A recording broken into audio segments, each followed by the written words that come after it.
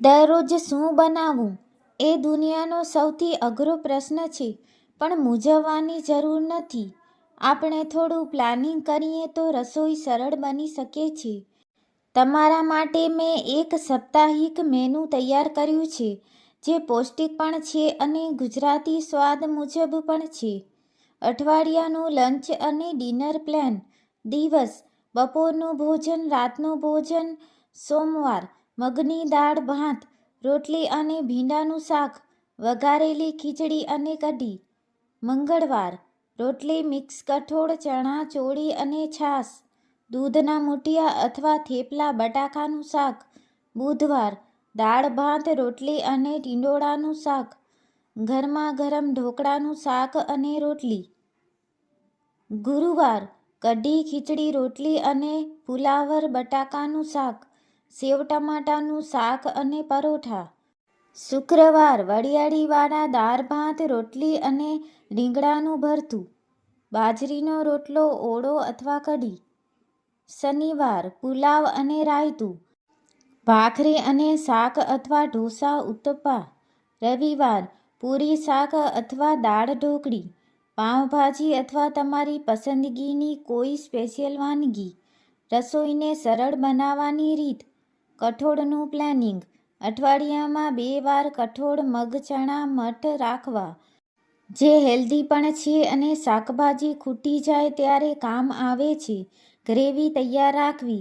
આદુ, મરચાં, લસણની પેસ્ટ બનાવીને ફ્રીજમાં રાખવાથી રસોઈ ઝડપથી બને છે. ઋતુ પ્રમાણે શાક. હંમેશા જે તે ઋતુના તાજા શાકભાજી પસંદ કરવા. જો તમારે કંઈક નવું ટ્રાય કરવું હોય તો જો તમને રૂટીન શાક-રોટલીથી કંટાળો આવ્યો હોય તો તમે વન પોટ મીલ જેમ કે વઘારેલો રોટલો, મસાલા ખીચડી અથવા દાળ પિત્તળ બનાવી શકો છો. તો આજે મંગળવાર છે એટલે આપણે મેનુ મુજબ દૂધીના પોચા અને સ્વાદિષ્ટ મૂઠિયા બનાવવાની રીત જોઈએ. આ રાત્રે જમવા માટે એકદમ હલકો અને પૌષ્ટિક ખોરાક છે. દૂધીના મૂઠિયા. સામગ્રી: દૂધી 2 કપ, છીણેલી. લોટ: 1 કપ ઘઉંનો કરકરો લોટ, 1/4 કપ બેસન અને થોડો બાજરીનો લોટ જો હોય તો. મસાલા: આદુ મરચાંની પેસ્ટ, હળદર, લાલ મરચું, ધાણા જીરું, મીઠું, થોડી ખાંડ અને લીંબુનો રસ. ખાસ: ચપટી ખાવાનો સોડા અને 2 ચમચી તેલ. મોણ માટે બનાવવાની રીત. લોટ બાંધવો: એક મોટા વાસણમાં છીણેલી દૂધી લો, તેમાં બધા મસાલા, તેલ અને લોટ ઉમેરીને બરાબર મિક્સ કરો. દૂધીમાં પાણી હોય જ છે એટલે ઉપરથી પાણી ઉમેરવાની જરૂર નહીં પડે. બાફવા: સ્ટીમર ઢોકળિયામાં પાણી ગરમ કરવા મૂકો. હાથ પર થોડું તેલ લગાવી લોટના લાંબા રોલ બનાવી લો. જાળીવાળા પ્લેટમાં તેલ લગાવી આ રોલને 15 થી 20 મિનિટ સુધી મધ્યમ તાપે બાફવા દો. ચેક કરવું: ચપ્પુ નાખીને ચેક કરો. જો ચપ્પુ સાફ બહાર આવે તો મૂઠિયા તૈયાર છે. તેને ઠંડા થવા દો અને પછી ગોળ ટુકડામાં કાપી લો. વઘાર: એક કડાઈમાં તેલ ગરમ કરો. તેમાં રાઈ, તલ, હિંગ અને લીમડાના પાન નાખીને મૂઠિયાને વઘારી લો. ઉપરથી થોડા ધાણા ભભરાવો. સર્વિંગ આઈડિયા: આ મૂઠિયા ગરમા-ગરમ ચા અથવા સિંગતેલ સાથે ખૂબ જ સરસ લાગે છે. જો રાત્રે હજુ ભૂખ હોય તો સાથે મસાલા છાશ બનાવી શકાય. સમય બચાવવા માટે ગ્રેવીનું પ્રી-પ્લાનિંગ. અઠવાડિયામાં એકવાર ટમેટા કાંદાની ગ્રેવી બનાવીને ફ્રીજમાં રાખી શકાય. આનાથી પંજાબી શાક કે રસવાળા શાક 10 મિનિટમાં બની જશે. લસણ ફોલવાની ઝંઝટ. લસણને 15 મિનિટ ગરમ પાણીમાં પલાળી રાખો. તેની છાલ ફટાફટ નીકળી જશે અથવા લસણની આખી કળી અને ડબ્બામાં ભરી જોરથી હલાવો. છાલ આપોઆપ છૂટી પડી જશે. લોટ બાંધવાની ટીપ. જો તમે સવારે ઉતાવળમાં હો તો રાત્રે લોટ બાંધીને તેને તેલવાળો કરી ડબ્બામાં ભરી ફ્રીજમાં રાખી શકાય. સવારે ફક્ત 5 મિનિટ બહાર રાખી રોટલી બનાવી લો. સ્વાદ વધારવા માટે ક્રિસ્પી પૂરી કે પરોઠા. પૂરી કે પરોઠાનો લોટ બાંધતી વખતે તેમાં 1-2 ચમચી રવો ઉમેરો. પૂરી લાંબા સમય સુધી ફૂલેલી અને ક્રિસ્પી રહેશે. દાળનો સ્વાદ. જો દાળમાં સ્વાદ ઓછો લાગતો હોય તો છેલ્લે તેમાં થોડો ગોળ અને લીંબુ ઉમેરો. ખાટું મીઠું બેલેન્સ થતાં જ દાળ રેસ્ટોરન્ટ જેવી લાગશે. શાકનો રંગ. પાલક કે પનીરનું શાક બનાવતી વખતે ચપટી ખાંડ ઉમેરવાથી શાકનો લીલો રંગ જળવાઈ રહે છે. Healthy tips.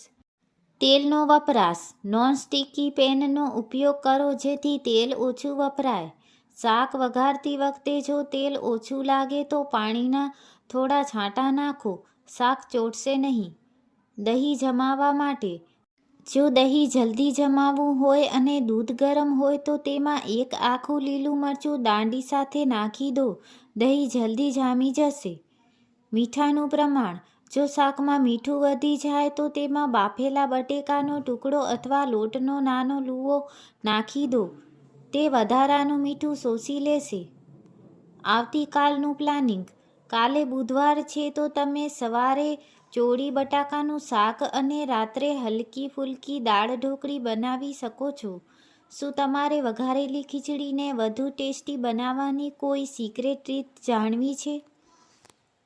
ચોક્કસ. રસોડાના કામને વધુ સ્માર્ટ અને સરળ બનાવવા માટે અહીં બીજી કેટલીક પ્રો ટિપ્સ છે જે તમને ખૂબ કામ લાગશે.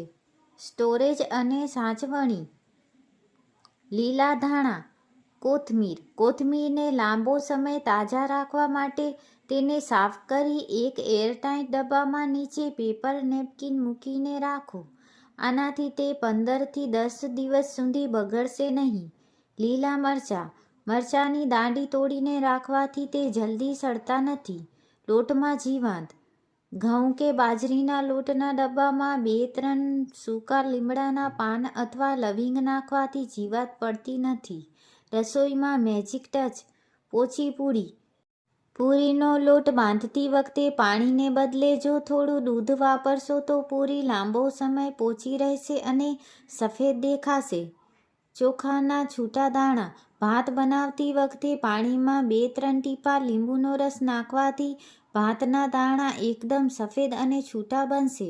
ગ્રેવી ઘટ કરવા. જો પંજાબી શાકની ગ્રેવી પાતળી થઈ ગઈ હોય તો તેમાં થોડો શેકેલો બેસન અથવા બાફેલો બટેકો મેશ કરીને નાખી દો.